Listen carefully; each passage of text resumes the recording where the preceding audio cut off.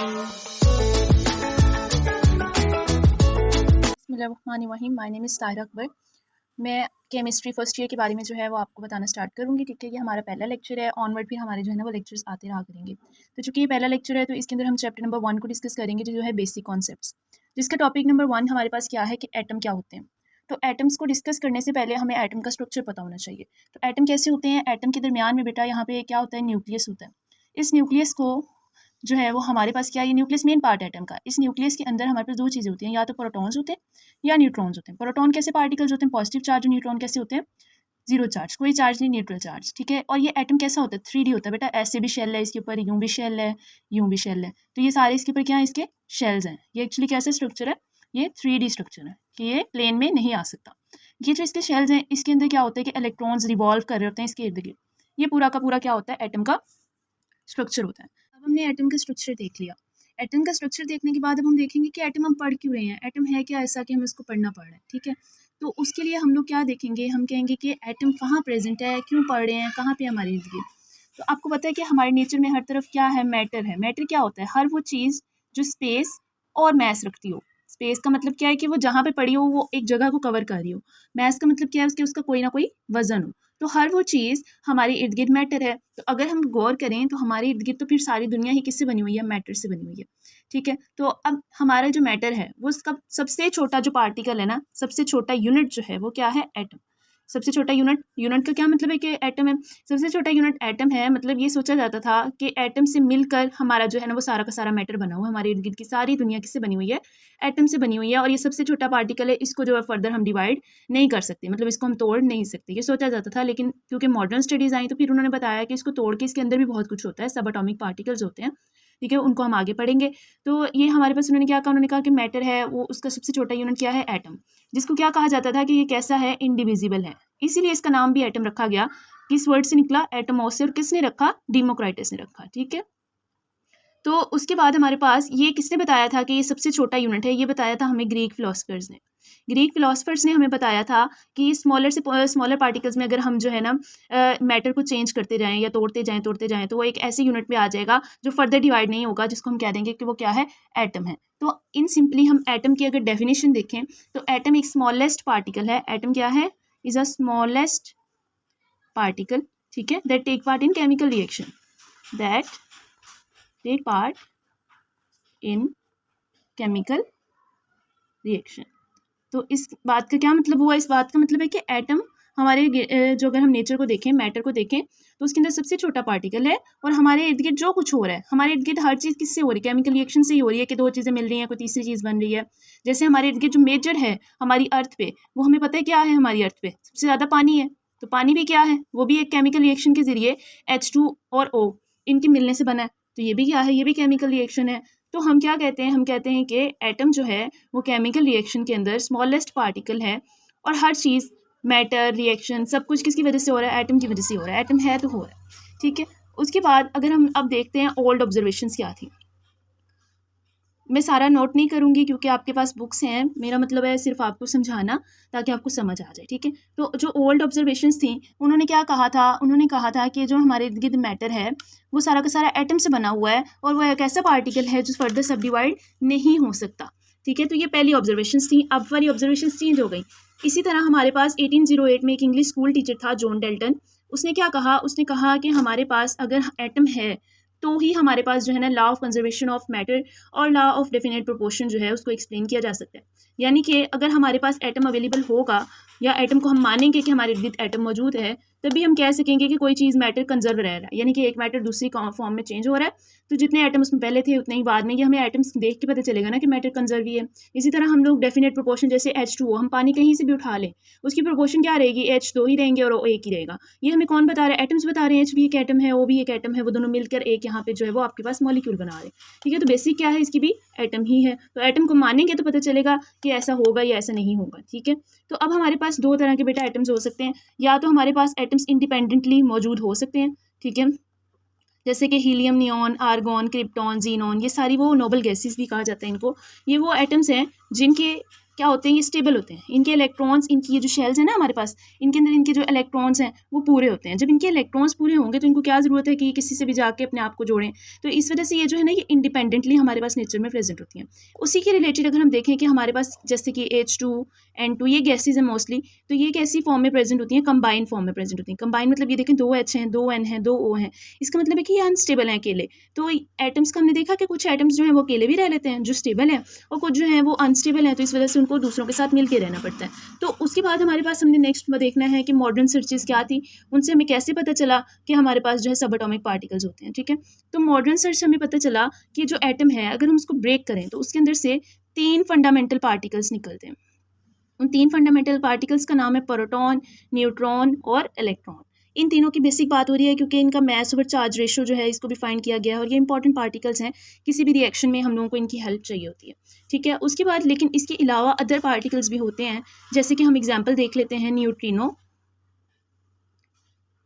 ठीक है, उसके बाद पॉजिट्रॉन, मीजॉन एटसेट्रा। ठीक है, ये सारे होते हैं। ऐसे सच कहा जाता है कि 100 सच पार्टिकल्स जो है ना वो प्रेजेंट होते हैं एटम के अंदर अगर उसको तोड़ा जाए। ठीक है, अब हम सारों का नहीं करेंगे क्योंकि हम लोगों ने बेसिक हमें चाहिए थे 3 फंडामेंटल, उनका हमने लिख लिया है। ठीक है, उसके बाद अब अगर हम देखें नेक्स्ट, तो हमने कहा कि एक साइंटिस्ट था स्वेडिश साइंटिस्ट था जे बेrzelius। उसने हमें 2 चीज़ें दी थी।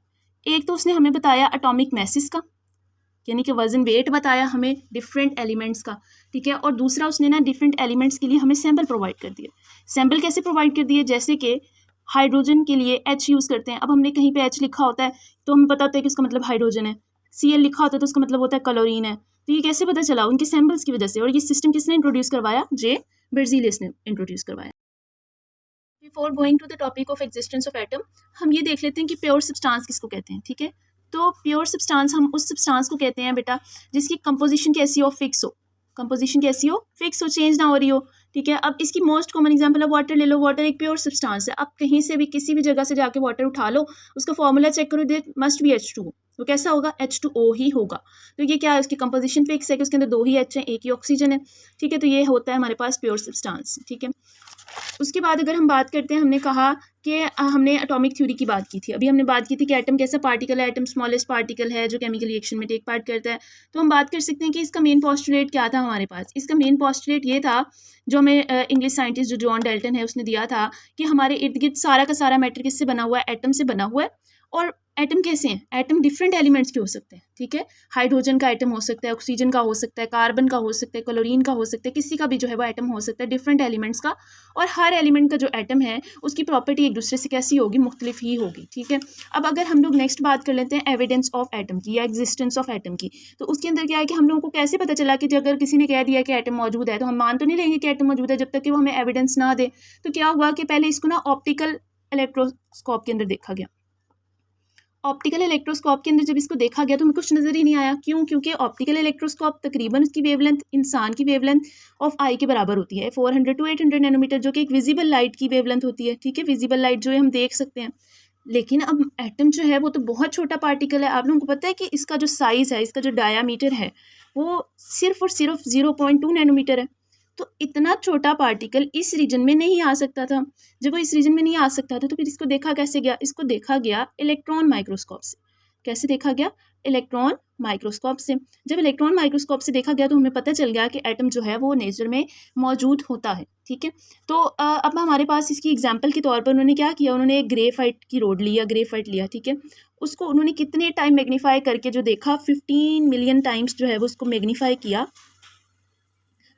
किया तो उसके अंदर उनको ना रोड इस तरह से कुछ बैंड से नज़र आए, रोड टाइप के, डार्क लाइट। तो उन्होंने क्या कहा, उन्होंने कहा ये जो डार्क बैंड्स हैं ये क्या है, इसके अंदर बेसिकली कार्बन है। कार्बन क्या है, एटम है। ठीक है, तो हम लोगों को पता चल गया कि एटम की प्रेजेंस की बात हो गई। अब उसके बाद हम देख लेते हैं कि एटम का साइज़ कैसा है, वो हमने देख लिया, डायमीटर ये है। उसके बाद हम बात कर लेते हैं कि इसका मैस कैसा है, वजन कितना है। इसका मैस भी थोड़ा सा होगा क्योंकि ये खुद एक छोटा सा पार्टिकल है। आप सपोज कर सकते हैं कि ये एक डॉट, इसके अंदर कितने जो है वो हमारे पास एटम है, मोर देन 2 मिलियन। ठीक है, अप्रॉक्सीमेटली जो है वो इतने इसके अंदर एटम है इस छोटे से डॉट में जिसको आप मुश्किल से देख रहे हैं। तो इसका मैस फिर कितना हो सकता है, बहुत छोटा होगा। तो इसका मैस कैसा है, 10⁻⁻27 से लेकर 10⁻⁻25 kg तक। ठीक है। तो ये केजी है, अगर हम इसको एएमयू में कन्वर्ट करना चाहें तो 1 एएमयू इक्वल होता है बेटा 1.661 मल्टीप्लाई 10⁻27 केजी के। तो इसलिए अब ये इस तरह कैसे निकला है, ये भी हम निकाल भी सकते हैं। अब 1 एएमयू इक्वल होता है 1/NA। NA क्या होता है, एवोगैड्रोस नंबर होते हैं, इसकी एक प्रॉपर वैल्यू होती है जो होती है 6.02 मल्टीप्लाई 10⁻23। आप इसको सॉल्व करेंगे, इसको डिवाइड करके देखेंगे तो आपका आंसर 1.66 मल्टीप्लाई 10⁻24 आएगा, 24 ग्राम्स में आएगा। अब ये 24 ग्राम्स में आ गया, तो ये तो केजी में है, हम इसको केजी में कन्वर्ट करना चाहें तो हम क्या करेंगे, इसको 1000 पे डिवाइड कर देंगे फर्दर, तो ये क्या हो जाएगा 1.6 मल्टीप्लाई 10⁻27 केजी। तो ये आपके पास निकल आया सारा। तो यहाँ तक हमारा जो एटम वाला टॉपिक है वो कंप्लीट हो गया। मॉलिक्यूल का टॉपिक डिस्कस करने से पहले मैं ना आपको एक चार्ट समझाना चाहूँगी, जिसको ये समझ आ गया उसको नेक्स्ट समझ आ जाएगा। क्या एटम था वो कंबाइन हुआ तो उसने होमोटॉमिक या हेट्रोटॉमिक कम्बिनेशन शो की। अगर होमोटॉमिक की तो उसने मॉलिक्यूल बनाया, हेट्रोटॉमिक की तो ये भी हमारे पास मॉलिक्यूल ही बने, दोनों में क्या बना है, मॉलिक्यूल ही बना है। ठीक है, तो लेकिन अब होमोटॉमिक का जो मॉलिक्यूल है वो या तो मोनोटॉमिक हो सकता है या हेट्रोटॉमिक हो सकता है। अगर वो मोनोटॉमिक है तो इसमें भी क्या हो सकता है कि अगर ये मोनोटॉमिक मॉलिक्यूल्स ही कम्बिनेशन में प्रेजेंट हों, जैसे जीनोन काफ़ी ज़्यादा एक जगह पे प्रेजेंट हो, तो ये भी हमारे पास क्या कहलाता है, एलिमेंट कहलाता है। तो होमो एटॉमिक कम्बिनेशन से जो भी मॉलिक्यूल के आगे फर्दर यूनिट्स बनेंगे वो एलिमेंट होंगे, और हेट्रोटॉमिक कम्बिनेशन से जो भी मॉलिक्यूल के यूनिट्स बनेंगे वो कंपाउंड होंगे। तो ये चार्ट समझ आ गया। फर्स्ट जो नेक्स्ट टॉपिक है वो है मॉलिक्यूल। ठीक है, तो मॉलिक्यूल के बारे में डिस्कस कर लेते हैं। मॉलिक्यूल का मैंने अभी थोड़ा सा आपको बता दिया कि क्या होता है, एटम्स की कम्बिनेशन से हमारे पास क्या बन जाता है, मॉलिक्यूल बन जाता है, या आप कह सकते हैं एलिमेंट की कम्बिनेशन से क्या बन जाता है, मॉलिक्यूल बन जाता है। तो अब ये क्या है, ये स्मॉलेस्ट जो है वो हमारे पास पार्टिकल है प्योर सब्सटेंस का, कि ये स्मॉलेस्ट पार्टिकल है प्योर सब्सटेंस का। कि कोई भी प्योर सब्सटेंस मैंने आपको बताया कि जिसकी फिक्स कंपोजिशन हो, उसका जो सबसे छोटा पार्टिकल होता है वो उसका मॉलिक्यूल होता है। ठीक है, तो एटम से तो सब्सटेंस नहीं बनेगा, एटम पहले मॉलिक्यूल बनाएगा, तो मॉलिक्यूल से कोई भी सब्सटेंस कोई भी चीज़ बनेगी जो हमें नजर आएगी इर्द गिर्द, तो उसका सबसे छोटा पार्ट हमारे पास क्या है, उसका मॉलिक्यूल। ठीक है, तो ये डेफिनेटली अब ये इंडिपेंडेंटली जो है वो प्रेजेंट हो सकता है। मैं इसके लिए कॉमन से एग्जाम्पल इस्तेमाल करूँगी, जैसे हमारे इर्द गिर्द जो CO2 गैस मौजूद है, कार्बन डाइऑक्साइड गैस मौजूद है, वो क्या है, वो एक मॉलिक्यूल ही है कि एटम से मिलकर बना हुआ है और वो एग्जिस्ट करिए हमारे इर्द गिर्द। जब ह्यूमन एक्सहेल करते हैं तो यही गैस अपनी बॉडी से आउट करते हैं। ठीक है, इसी तरह ऑक्सीजन गैस है जो वो इनहेल करते हैं अपनी बॉडी में लेके जाते हैं। इसी तरह हमारे पास जो है हम वाटर को ले लेते हैं, हमारे जो पानी है ये भी एक मॉलिक्यूल ही है, ये भी इंडिपेंडेंटली एग्जिस्ट कर रहा है। ठीक है, तो ये सारी हमारे पास इसकी एग्जांपल्स होगी। अब मॉलिक्यूल की हम टाइप्स देख लेते हैं, तो मॉलिक्यूल की टाइप्स देख लेते हैं। टाइप्स इसकी 3 बेसिस पे हो सकती हैं, एक बेस पे एटॉमिसिटी की बेस पे हो सकती हैं, या फिर इसकी टाइप्स हो सकती हैं साइज की बेस पे, या इसकी टाइप्स हो सकती हैं टाइप ऑफ एटम की बेस पे। ठीक है, तो पहले हम देख लेते हैं एटॉमिसिटी की बेस पे। एटॉमिसिटी की बेस पर जितने नंबर ऑफ एटम्स होंगे वो उसकी क्या है, एटॉमिसिटी है। मतलब एक मॉलिक्यूल के अंदर 2 एटम है तो वो डायटोमिक है, 3 एटम है तो वो ट्राइएटोमिक है, 1 एटम है तो वो मोनोटोमिक है। तो वो कैसा हो सकता है, मोनो एटॉमिक, डायटोमिक और ट्राइएटोमिक, या फिर पॉलीएटॉमिक भी हो सकते हैं, ज़्यादा सारे एटम्स प्रेजेंट हो एक मॉलिक्यूल के अंदर। अब हम बात कर लेते हैं साइज़ की बेस पे। तो साइज़ की बेस पे हमारे पास मॉलिक्यूल 2 तरह के हो सकते हैं, या तो छोटे हो सकते हैं माइक्रो मॉलिक्यूल, या बड़े हो सकते हैं मैक्रो मॉलिक्यूल। ठीक है, तो जो माइक्रो मॉलिक्यूल्स हैं उसकी अगर हम एग्जांपल देखें तो हमारे पास जो हाइड्रोजन एटम है वो सबसे छोटा एटम है, तो वो अगर कंबाइन करके कोई मॉलिक्यूल बनाए जैसे H2 बनाए तो वो क्या होगा, छोटा मॉलिक्यूल होगा। मैक्रो मॉलिक्यूल की अगर बात करें तो वो बड़े मॉलिक्यूल होंगे, जैसे कि हीमोग्लोबिन। ठीक है, हीमोग्लोबिन हमारी बॉडी के अंदर क्या करती है, रेड ब्लड सेल के अंदर ये प्रेजेंट होती है, और ये क्या करती है, हमारी ऑक्सीजन को ट्रांसपोर्ट करती है बॉडी के अंदर। तो जो हीमोग्लोबिन है ये H2 से 68,000 टाइम्स हैवियर है, टाइम्स क्या है, हैवियर है। और इसके अलावा इसका जो है हमारे पास जो वो बनी कितने एटम से हुई है, 10,000 अप्रॉक्सीमेटली जो एटम्स हैं ना उनको मिला के हमारे पास एक हीमोग्लोबिन बनती है। तो ये कैसा मैक्रोमोलिक्यूल। अगर हम टाइप ऑफ एटम की बेस पे देखें तो ये है कि कैसे टाइप्स के एटम्स ज्वाइन हुए हैं, एक जैसे एटम्स मिले हुए हैं तो वो होमोएटॉमिक मॉलिक्यूल हो जाएगा। इसकी एग्जांपल हमने भी पढ़ी है कि H2N2O2, कैसे ये एक मॉलिक्यूल दोनों हाइड्रोजन ही है, एक मॉलिक्यूल में दोनों नाइट्रोजन ही है, एक मॉलिक्यूल में दोनों ऑक्सीजन ही है। या फिर वो क्या हो सकता है, हेट्रोएटॉमिक हो सकता है। ठीक है, उसके अंदर क्या डिफरेंट टाइप, CO2 ये और एटम है, कार्बन ये ऑक्सीजन और एटम है, इसी तरह N2O N और है, O अलग है, एटसेट्रा। ठीक है, हमारा नेक्स्ट टॉपिक जो है ना वो है आयन। अब आयन पढ़ने से पहले हम लोगों को ये पता होना चाहिए कि न्यूट्रल एटम कौन सा एटम होता है। न्यूट्रल एटम वो एटम होता है, जैसे इसकी एग्जांपल हमारे पास जीनोन है। ठीक है, ये क्या होता है कि इनके ऊपर जो इलेक्ट्रॉन्स प्रेजेंट होते हैं ना शेल के अंदर, वो पूरे होते हैं।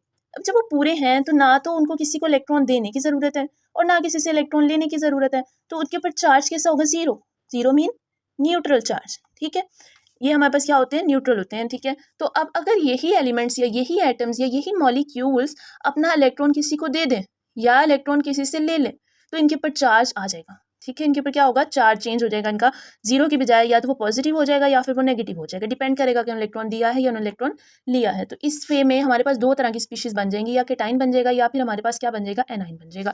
अब हम इनका डिफरेंस देख लेते हैं कि केटाइन कब बनेगा और एनाइन कब बनेगा। अब केटाइन तब बनेगा अगर एक एटम प्रेजेंट है और वो क्या करे, अपना इलेक्ट्रॉन लॉस कर दे, ठीक है। तो वो क्या होगा, वो इलेक्ट्रॉन उसने लॉस किया, वो एमी तो अपना इलेक्ट्रॉन किसी को नहीं देगा, होगा वो इलेक्ट्रॉन लॉस करेगा, उसके लिए हमें उसको एनर्जी देनी पड़ेगी। जब एनर्जी देनी पड़ेगी तो इसका मतलब है कि वो प्रोसेस कैसा होगा, एंडोथर्मिक होगा। उसमें एनर्जी देंगे तो वो अपना इलेक्ट्रॉन किसी को देगा, ठीक है। उसके बाद अब क्या है, आपके पास ये एटम है, इसके अंदर इलेक्ट्रॉन्स इस तरह से प्रेजेंट है। सपोज इस शेल में एक ही इलेक्ट्रॉन है, अब उसने दे दिया है, तो इसकी ये शेल खत्म हो गई, ये वाली शेल बच गई, तो इसका साइज कैसा हो गया, इसका साइज रिड्यूस हो गया, इसका साइज छोटा हो गया। इसी तरह हम इसकी एग्जांपल देख लेंगे टाइम की, तो हमारे पास एग्जांपल के टाइम की हो सकता है +1 में भी हो, +2 +3, मतलब कि एक इलेक्ट्रॉन दिया हो, 2 दिए हो, 3 दिए हो, ठीक है। इसकी एग्जांपल हमारे पास है Na positive, K positive, Ca positive, etcetera. अब हम देख लेते हैं एनाइन। एनाइन में क्या हो, इलेक्ट्रॉन गेन किया हो, इलेक्ट्रॉन किसी से लिया हो, जैसे इसने किसी को दिया है तो वो किसने लिया होगा, एनाइन ने लिया होगा। उसके लिए उसको एनर्जी, ऑलरेडी उसके पास इलेक्ट्रॉन जो थे वो है थे, तो उसको नहीं चाहिए थे, फिर भी एनर्जी उसकी क्या हुई, उसने एनर्जी को क्या किया, रिलीज कर दिया। एनर्जी को क्या किया, रिलीज किया है, क्योंकि ऑलरेडी उसके पास एनर्जी काफ़ी ज़्यादा थी। अब इलेक्ट्रॉन एक और आया तो एनर्जी इंक्रीज हुई, तो उसको एक्स्ट्रा एनर्जी नहीं चाहिए थी, उसने रिलीज कर दी। तो ये प्रोसेस कैसा हो गया, एक्सोथर्मिक हो गया। अब जैसे इसके अंदर ये था एटम, इसके अंदर सपोज यहाँ पे इलेक्ट्रॉन्स पूरे थे इस शेल में, तो अब एक बाहर से एक और इलेक्ट्रॉन आया, तो इसका मतलब है कि वो अगली शेल में आया, तो इसका मतलब इसका साइज कैसा हो जाएगा, इंक्रीज हो जाएगा। इसका साइज कैसा हो जाएगा, इंक्रीज हो जाएगा। इसकी एग्जांपल हमारे पास अगर हम देखें तो हमारे पास फ्लोरीन आइन, क्लोरीन आइन, ब्रोमीन आइन, जितने भी हेलोजेंस होते हैं ये सारे के सारे क्या होते हैं, मोस्टली एनाइंस ही बना देते हैं। और जितने मेटल्स होते हैं वो मोस्टली क्या बना रहे होते हैं, केटाइंस बना रहे होते हैं, ठीक है। तो ये आ गया। उसके बाद हमारे पास अगर हम देखें, ये हमने बात की कि एटम्स अगर लॉस करें, अगर हम बात कर लें कि कोई कंपाउंड है, जैसे कि हमारे पास कंपाउंड है CO3 है, ठीक है। तो अगर वो 2 इलेक्ट्रॉन्स दे दे तो वो भी कैसा बन गया, एनाइन बन गया। अगर हमारे पास एक और कंपाउंड है SO4 नेगेटिव, ये हम किन की बात करें, हम कंपाउंड्स की अंदर बात करें। पहले हमने एटम्स की अंदर बात की, अब हम कंपाउंड्स में बात करें कि अगर वो भी हमारे पास इलेक्ट्रॉन्स लॉस करें तो वो कैसे बन जाएंगे, एनाइनिक बन जाएंगे। अगर वही इलेक्ट्रॉन गेन करें, जैसे NH4 पॉजिटिव है और हमारे पास कुछ कार्बोकेटाइंस होते हैं, तो वो कैसे हो जाएंगे हमारे पास, वो हो जाएंगे पॉजिटिव चार्ज, यानी कि केटाइन हो जाएंगे। तो अगर अभी हमने बात की एटम की, कंपाउंड की, अगर हम बात करें कि कोई मॉलिक्यूल है, जैसे कि हमारे पास कौन से मॉलिक्यूल, CO2 ले लेते हैं, या हम जो है कोई भी मॉलिक्यूल ले लेते हैं, CH4 ले लेते हैं, N2 ले लेते हैं, ये सारे मॉलिक्यूल्स अगर ये इलेक्ट्रॉन्स को लॉस या गेन करें तो वो भी क्या बना देंगे, वो बनाएंगे आयन, जिसको क्या कह देंगे हम, मॉलिक्यूलर आयन कह देंगे, ठीक है। तो इसके अंदर भी दो तरह के आयन बन सकते हैं, कैटाइनिक आयन मॉलिक्यूलर आयन या फिर एनाइनिक मॉलिक्यूलर आयन। तो डिपेंड करता है कि उसने इलेक्ट्रॉन दिया है या इलेक्ट्रॉन लिया है, ठीक है। तो ये दो चीज़ें हो सकती हैं। तो इसके अंदर अगर हम एग्जांपल देखें तो इसकी एग्जांपल आयंस की CH4 पॉजिटिव हो सकता है, ठीक है, या फिर CO प्लस हो सकता है, N2 प्लस हो सकता है, यानी कि पॉजिटिव आयंस। क्योंकि मैंने यहाँ पे सिर्फ पॉजिटिव की एग्जांपल इसलिए लिखी है क्योंकि मॉलिक्यूलर आयंस में ज़्यादा अबंडेंट जो कैटाइनिक हमारे पास मॉलिक्यूलर आयंस होते हैं ना, वो होते हैं। क्यों, क्योंकि ये ज़्यादा स्टेबल होते हैं। अब ये होता कैसे प्रोसेस, मतलब अब सिंपली एक मॉलिक्यूल प्रेजेंट है तो वो क्यों अपने इलेक्ट्रॉन किसी को दे या ले, तो ये 3 काम हो गए, हम मोस्टली करवाते हैं खुद। ये हम 3 वेज में जो है वो करवा सकते हैं कि आयन प्रोड्यूस करवा सकते हैं। वो एक वे होता है कि हम एक्सरेज फॉल करवाएं उस मॉलिक्यूल पे या एटम पे या कंपाउंड पे, या फिर हम क्या करें, उस पर अल्फा रेज को जो है वो फेंक दें। ये सारी क्या होती हैं, हाई एनर्जी होती हैं। ये जब जाके टकराती हैं तो ये उसके इलेक्ट्रॉन्स को या तो निकाल के ले जाती हैं या उसको इलेक्ट्रॉन अपना दे देती हैं, ठीक है। तो ये काम कर रही होती हैं। या फिर हमारे पास जो है बीम ऑफ इलेक्ट्रॉन्स, ये 3 काम है। अगर हम ये करवाते हैं तो हमारे पास कोई भी एक मॉलिक्यूल, एटम या कंपाउंड जो है वो कैसा बन जाता है, वो आयनिक बन जाता है, ठीक है। उसके ऊपर कोई ना कोई चार्ज आ जाता है। तो ये हमारे पास सारा हो गया। तो अब ये जो मॉलिक्यूलर आयंस में आयंस फॉर्मेशन है, ये हमें आगे फर्दर काफ़ी हेल्प आउट करता है। ये हमें डिफरेंट टाइप्स ऑफ स्ट्रक्चर्स की स्टडी के लिए जो है ना वो इस्तेमाल होता है। कि हमारे पास कोई भी एलिमेंट अननोन आ जाता है तो हम क्या करते हैं, उसके ऊपर इनकी एमिशन करवाते हैं, तो उसके एटम्स निकले हैं, अंदर आए हैं, उसकी वजह से हमारे पास वो कैसी स्पीशी बनी है, तो हमें उसकी स्ट्रक्चर का पता चल जाता है। तो आज का जो हमारा टॉपिक था वो यहीं तक था। होपफुली आप सबको समझ आया होगा। तो नेक्स्ट इंशाल्लाह मैं कोशिश करूँगी कि आप लोगों को और भी अच्छे से जो है वो इसको आगे लेके चलें। हमारा नेक्स्ट लेक्चर जो है वो नेक्स्ट टॉपिक पे होगा, हम लाइन वाइज चलेंगे, ठीक है। सारे टॉपिक्स को कवर करेंगे, FSC की whole first year second year सबको, ठीक है। अगर आपको पसंद आया हो तो लाइक, शेयर और सब्सक्राइब ज़रूर करिएगा। Thank you for watching this video. Like, share and subscribe.